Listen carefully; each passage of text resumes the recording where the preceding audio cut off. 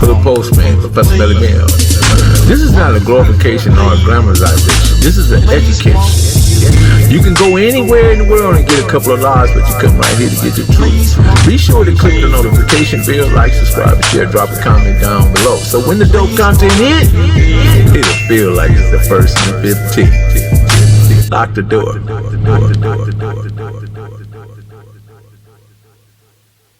So when Boothill Reggie used to come out saying anything, what was your thoughts? Like, what's wrong with this guy? Or is he? No, because there was something wrong with everybody. Everybody has some issues. Everybody has some issues. Everybody has some issues. So it Did you see Bitter Dog Bruno? Yeah. He had issues. And Bitter Dog Bruno had issues too. Half Pint Bruno. Half Pint, that was my boy. He was the one I used to hang around with. Half Pint. I don't know whatever happened to him. He's back around. Oh, he's what? He's back around. Okay, so I know he was locked up last time I heard. Yeah. Lil Ronnie was the psychopath. It's just like he's that dude that you don't really want to. How did one say sang amongst all these dysfunctional individuals? I mean, dysfunctional in the sense that they was... Because it felt natural to be around people that they wouldn't harm you. But they would bring harm to someone if you got in their way or something like that, So Boothill Reggie a violent guy? Boothill Reggie, he wasn't violent at all. That I could ever. I never known a fight he ever got into or almost got into. Boothill Reggie was just loud and he talk a lot, and when he's drinking. Okay. Other than that, Boothill Reggie, he was stocky, but last time I seen him, he lost a lot of weight and everything. But back in them days, he was real stocky. What was Crip Connie like, Black Connie? Because she was around too. Yeah. LC, Larry Carter's sister. Yeah. This is record?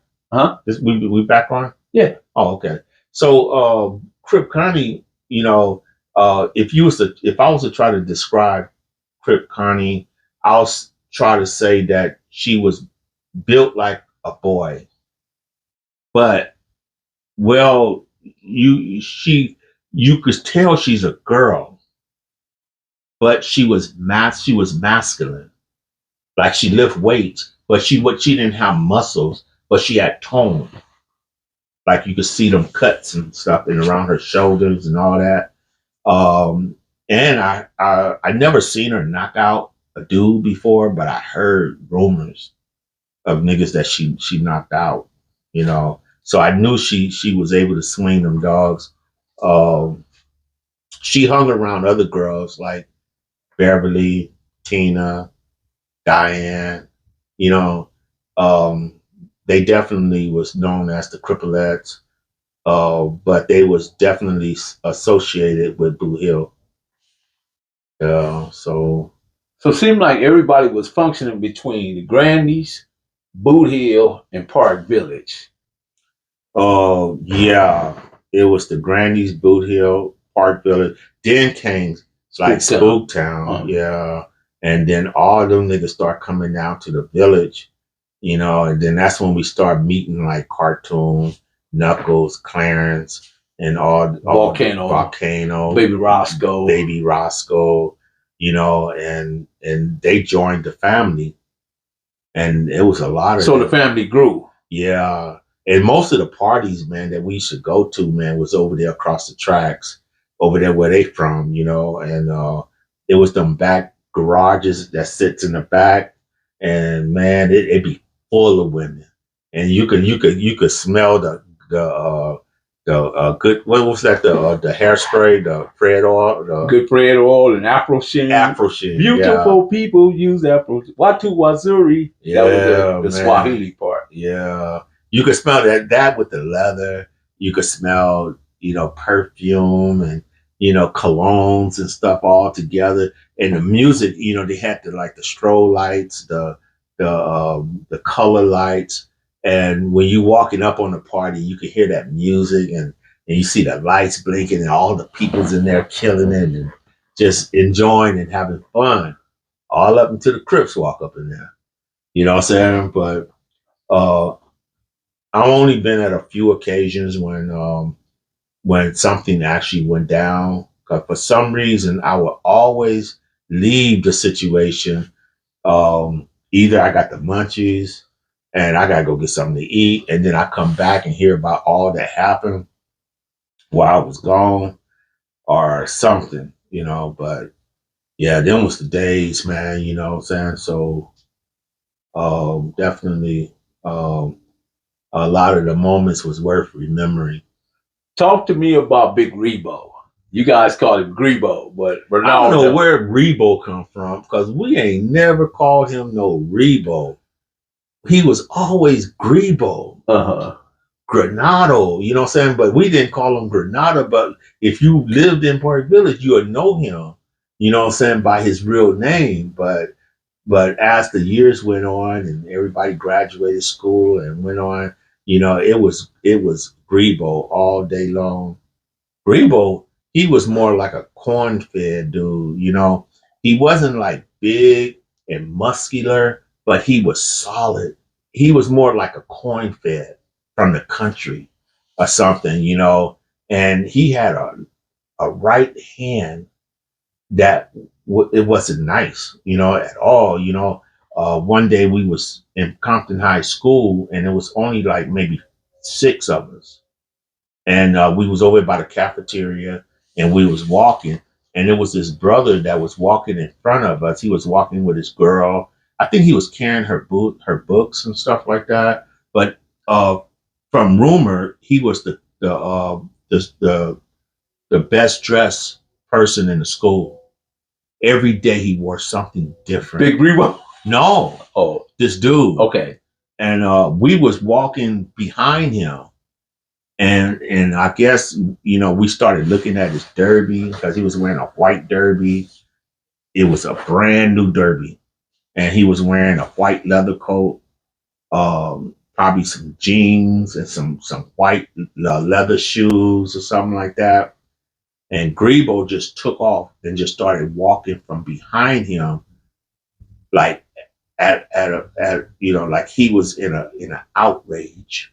And Grebo walked up from behind him, and then he just came like this here and went around the corner on him, and bam, and hit him right in the face, bust his face all up, but his hat flew off. I think Tight Eyes got his leather coat because he was wearing a white leather coat. But I don't know. I think Tight Eyes went to jail for that.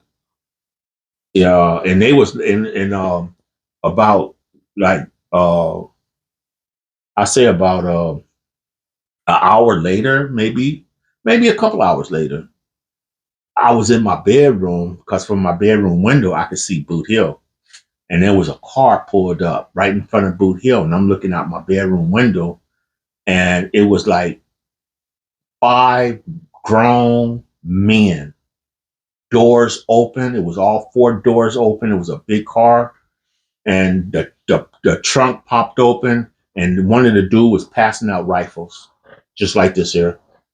And they all took off through Boo Hill looking for anybody, and they went upstairs, downstairs, all around Boo Hill. And then when they came back around, they was more like, okay, there ain't nobody up in there. And then that's when I got the word over to Grebo that, man, them niggas looking for you, man. You know what I'm saying? And Grebo went into like where we didn't see Grebo no more for probably about a week or so. Because these wasn't like your average guys. They came off like they was some that could have been BGF or something. They came off like they was like the Black Panthers. Okay. They had that kind of look. And and you didn't want no beef with them. You don't want beef with not one of them, but somehow it blew off. They wasn't no longer looking for Grebo. Grebo was back out on the street, and nothing ever happened. We never heard nothing else about it. I remember when Grebo did KM videos, he said, man, I've been cripping ever since. He said when they tried to tag him, he was riding that bicycle coming from baseball practice, I believe. Oh, yeah. Yeah, he's a very animated individual. Very animated. I remember when I first met him, man, and he actually like first person that told me how to survive in prison. He gave me a whole rundown. Yeah, but he was a very rest in peace. Yeah, he was very aggressive. You know, like he would never ever disrespect me. Like he would do other people from Park Village. You know, but like I tell people all the time, I said, man, once you see him drinking, just leave. Don't stay around because once I used to always say that he couldn't hold his liquor, you know what I'm saying? Because he gets aggressive and he want to fight. And then, you know, you don't want no one pushing on you or hitting on you or something like that for no reason at all. You know what I'm saying? So, but if you hit back, then now you feeding him more energy. During that time, was it you, Tight Eyes, Grasshopper, Rebo? Who else were in y'all little core? It was a gang of us, but the only thing is that everybody had their own little sections. Even though we was like one big family, but we had our own sections. Because some of us was more harder than others.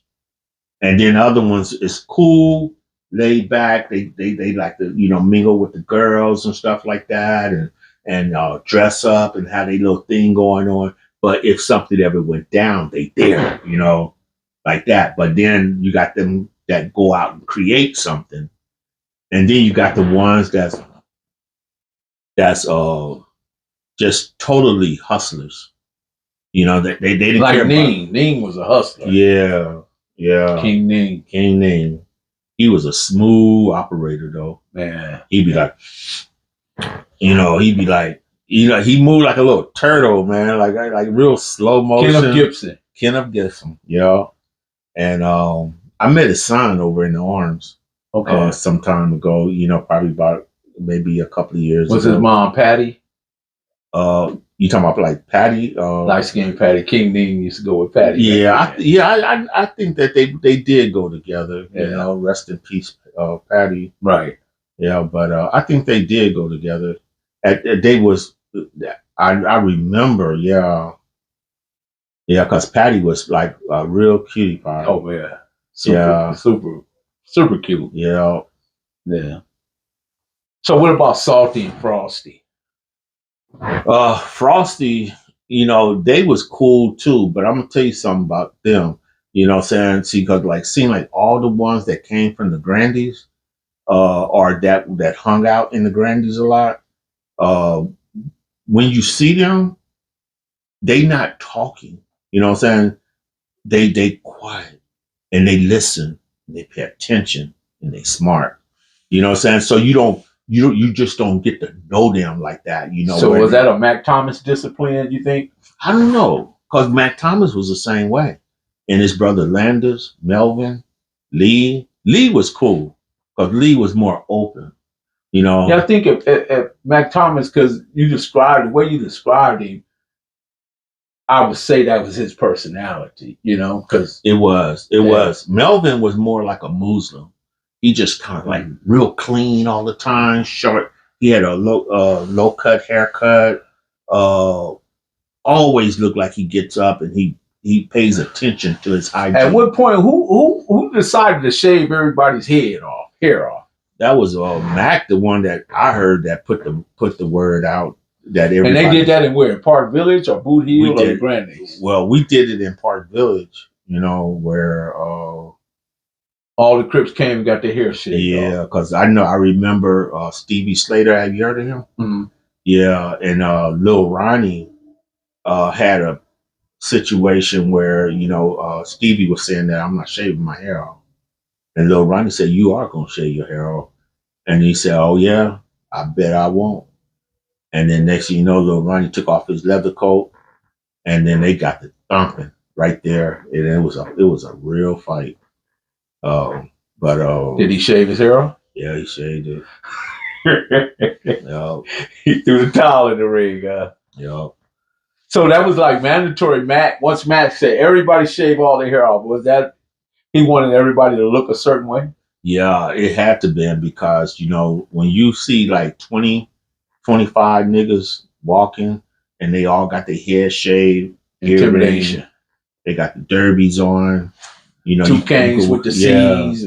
Yeah, all that, the cane, you know, and they walking. I don't care, you know, what police car pull up, they are not going to approach that group of men right there. You know, they're going to park somewhere. They're going to make a call in for backup. Once enough cars get there, then that's when they'll get out their cars and try to make an approach. But they won't do it if it's just one or two cars. It's, you know, it's too many of us. And plus we was making headlines. You know, so there it is there. I appreciate that, man. All right. Lock the door. Lock the door.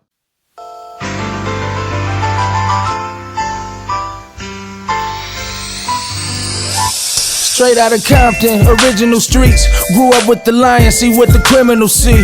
Now he a giant and a pivotal key. Got it down to a science, this the visual streets. He came up with Bullet, he came up with Turtle. Lived life to the fullest, he put it all in the journal. We dodging them bullets, we jumping them hurdles. It's the hood postman, we in the streets universal. Hoodpostman, Professor Melly Mel. This is not a glorification or a glamorization. This is an education. You can go anywhere in the world and get a couple of lives, but you come right here to get the truth. Be sure to click the notification bell, like, subscribe, and share, drop a comment down below. So when the dope content hits, it'll feel like it's the first and the 15th. Lock the door.